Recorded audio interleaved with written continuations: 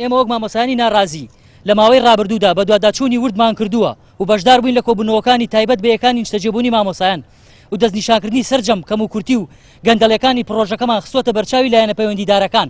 بەڵام بەداخەوە سەرباری ئەو هەموو گەندەڵی و نادادیەی کە لە پرۆژەکەی یەکێتی مامۆسایاندا هەیە نابەرپرسانە و بێباکانە ئیمزایان لەسەر پرۆژەکە کردووە کە لە بەرژەوەندی مامۆسایانان نییە. لێرەشدا بە کوردی چەند خاڵێکی گەندەڵی پرۆژەکە دەخەینە ڕوو داواکارین لە هەمووان لێی بێدەنگ نەبن و هەڵوێستیان هەبێ. خاڵی یەکەم تەنها لە دەرخستە یەک خانوودا زیاتر لە 10,000 دۆلار زیادە نووسراوە واتە $1 دەفتەر. خاڵی دووهەم بەبێ ئەوەی کواڵیتی بیناکە دیاری بکرێت واژووی لەسەر کراوە لە ناڕوونیا و زۆریش ناشەفافە.